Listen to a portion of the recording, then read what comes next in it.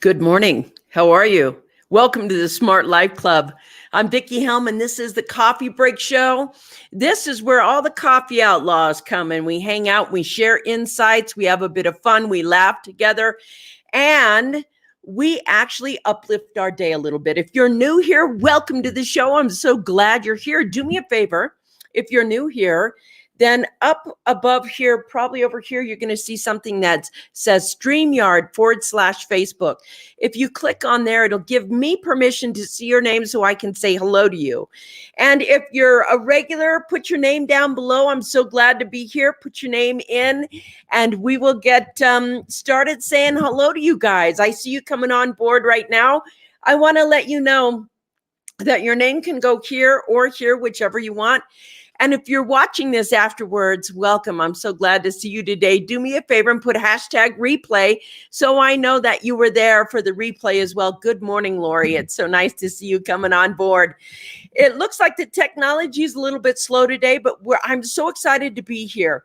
I was thinking this morning, good morning, everybody coming on. I'm so glad to see you. Do me a favor and put your name down below or give StreamYard over here some love so that I can see your name and when you're coming on board. And this is so great to see you guys. So as I was drinking coffee this morning and talking to a bunch of people last night, one of the things I noticed about people is that they're so afraid to start. And what they do is they start telling their brain stuff that isn't true. And then they start kind of, I don't know, like freaking out a little bit. And one of the things that I'm noticing my hair is, I don't want it to be in my face and stuff. One of the things I noticed when people are afraid to start something is they start sabotaging themselves by telling their brain how to think and what to do. They're like, I don't know how to do this. And so they keep saying it over and over again. I don't know how to do this. They don't say, I'm learning how to do this and succeeding. And whatever we tell our brain, that's what happens, right? And so what I noticed is that people are so into putting themselves down as a natural habit. We just put ourselves down. I'm too old. I'm too this. I'm too that. Why is it that we just say, I'm too great. I am so successful. Why don't we say those things? Why have we learned in our everyday language to just demean ourselves, to go, yeah, I'm not good enough, smart enough, tall enough. How did that happen? When did that happen? Did it happen really in childhood?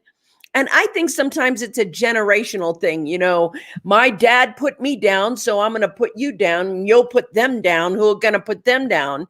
Or my dad criticized me, my mom criticized me, so then I'm going to criticize you. And it becomes this poisonous habit that we judge and criticize and put ourselves down in our own heads. I mean, we don't even have to have parents right now, and we'll be like, hi, I'm too old to do that.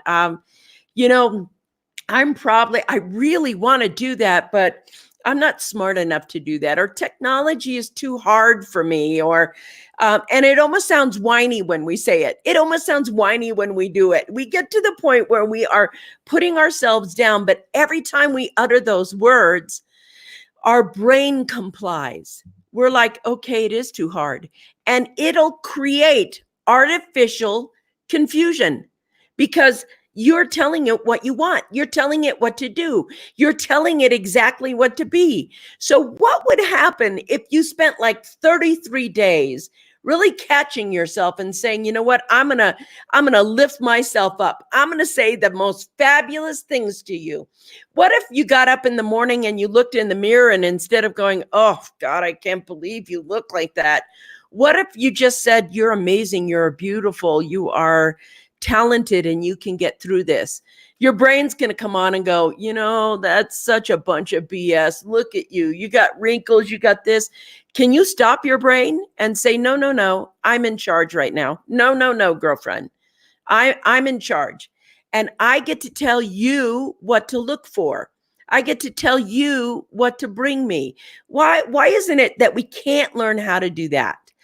So for all the mornings that I get up, I have my I am statements, and I spend the first part of my morning, connecting with the divine. So the first thing I actually say is that I am going to be like an open channel for the divine to come through me. I want to be exactly what the divine wants me to say or do or be. And so the first thing for me is it's an uplifting moment for me. For me, I have to feel uplifted. I have to feel like I'm making a difference in the world. If I'm not, then why bother? So, what are 3 things you can do when you get up in the morning that are going to spark the well-being of your day? Because what I know is when I spark the well-being of my day, all success comes flooding in. And this is what I do. I do this every single morning. The first thing I do is I have my time with the divine and I sit down and I make myself an open channel.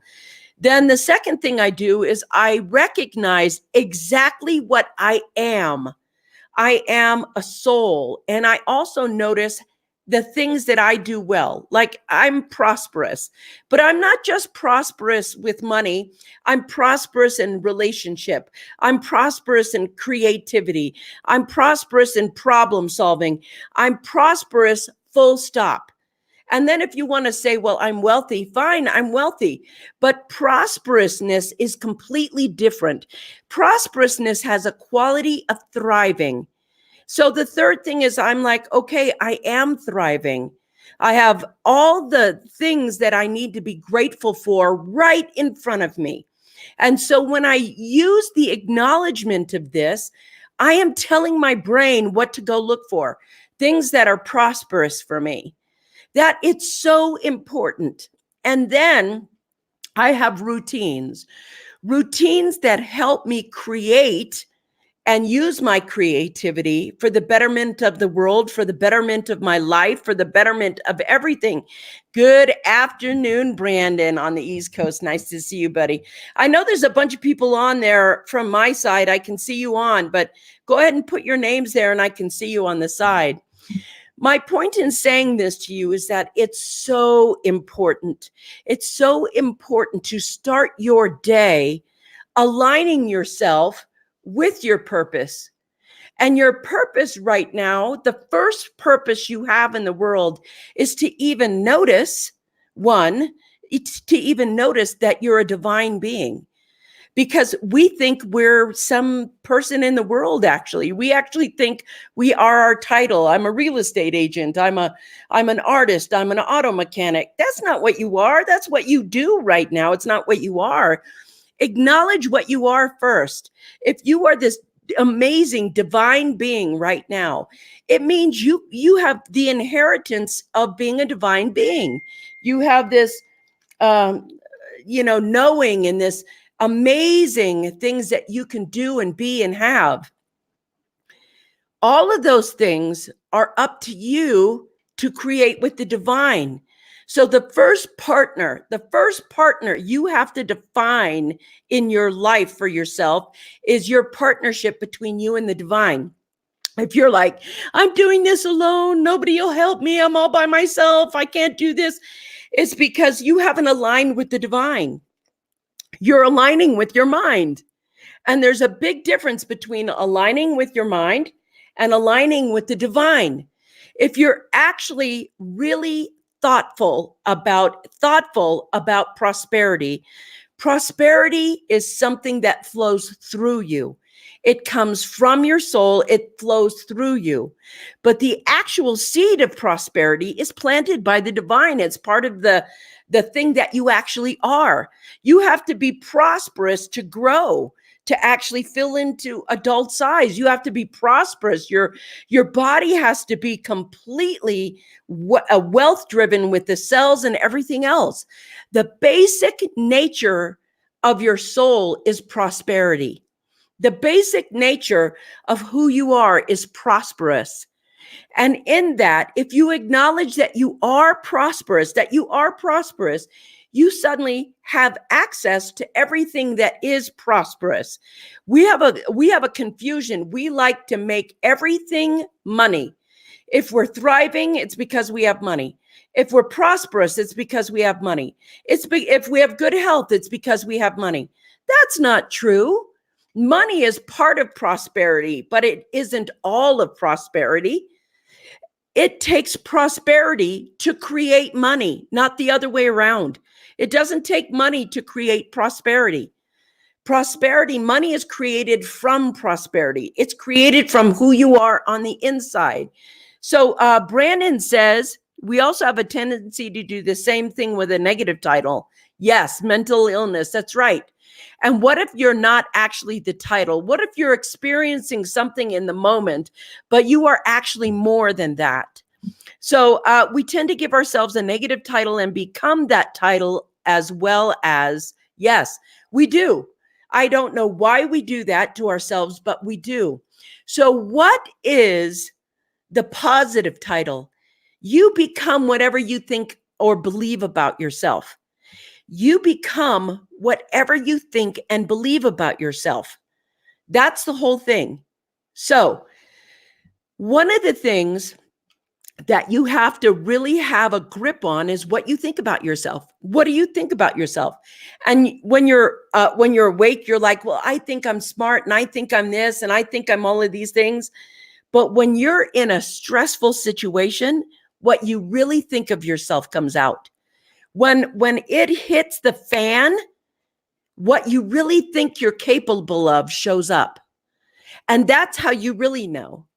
Because if you're looking at it going, I don't know how to do this, it's too hard. I don't know how to do this, it's too hard. That's what you really think about yourself. You think so little of yourself that some things are going to feel too hard to you. There's not one part of you that says, screw this. I am smarter than whatever this problem is.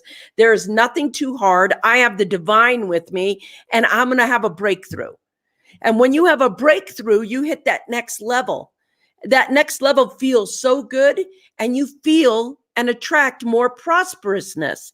Prosperity is a state of being. It's not something you get to. It's not something you find. It's a state of being. And in prosperity, there is always plenty of ideas, plenty of opportunities, plenty of money, plenty of friends, plenty of love. There is only plenty in being and feeling prosperous 100% of the time. So let's see. Brandon says prosperity and positive thinking go hand in hand. We think, therefore we are. It's interesting. That's true. That's very true. I want to tell you that prosperity and thinking will only go hand in hand when your attention and focus says it does. If we leave the mind to itself, it likes to label us. It likes to control us and put us down and have things that are unhealthy for us. And when we say to the mind, stop. I'm the soul here and you're my mind. And I am going to ask you to look for this. And I want you to acknowledge how prosperous we are. I want you to be as grateful as you can. Then your mind is yours and what you think you become. But if you really want to know what exactly it is, then what would happen to you? What happens and what shows up is what you really think of you. I just had something come up in my mind I want to share with you. This was really important to me. It changed my life forever. We were bike riding, my partner and I, and we were mountain biking. And you guys know we live way up in the Rockies. We live at 8,000 feet. But today we crossed over and we were at about 8,500 feet where we parked the truck. And then we took the mountain bikes, and we have big fat tire mountain bikes. And we were riding down the path. We're coming down the path and it's bumpy and it's early morning. Let's say about 10 o'clock, maybe 9. And it is a fall day. It's like late August, early September. And as we're coming down the road this way, we're side by side. And I'm about just a little behind here. And we're talking and everything's really great. My partner comes over a rattlesnake that was laying on the ground right there. and the rattlesnake struck. And for some reason, Robin just looked down long enough to pull her legs, like literally over the top of the mountain bike. And the snake struck and hit the metal piece of the bike, instead of hitting her leg, and popped back. And she really almost ran over him because it was in the way. And in that moment, I mean, I cannot tell you, my heart went up into my throat, because you just don't expect a rattlesnake while you're mountain biking. And so we stopped, and I turned around to look at the rattlesnake. And it wasn't like some massive 6-foot rattlesnake. It was maybe about 2 feet, and it was curled up, and it looked kind of zonked because it hit the bike. The rattlesnake hit the bike. So it looked kind of dizzy as it was staying there. And for that moment, I turned around and I was like, did you get hit? Are you okay? But here's the truth of what happened. I looked at how far the truck was and where the snake was. And I was thinking to myself, if that snake would have hit Robin and it would have actually bit, what would I have done? Would I have rode my bike up to get the truck and bring it back down, throw everything in there and run her to the hospital? Because I was in a place where my cell phone just didn't work. And the only way to keep that person alive would have been to throw her in that truck. Or would I have lifted her and carried her and run her up to the truck? And I started creating solutions for something that didn't even happen. But what I noticed was that I was trying to figure out what I was going to do, because I couldn't run back up there fast. I had to get on the bike and, ride up as fast as I could and throw, the bike in the back of the car and, get to a hospital really fast. But what ended up happening was that I noticed right away my brain went to, what's the solution? What's the solution? And I realized that I had trained my brain in order to do that. I had trained my brain so much in order to have that be that way.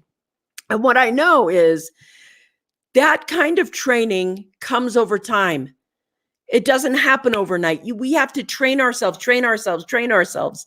So every day that everything goes well, we want to acknowledge that things are going well. The truth is, everything did go well. We continued to bike right after that. I yelled at the snake. I was so upset. I didn't think, I literally, don't you dare strike at my partner. Don't you dare. And the poor snake was, well, get your bike out of my face.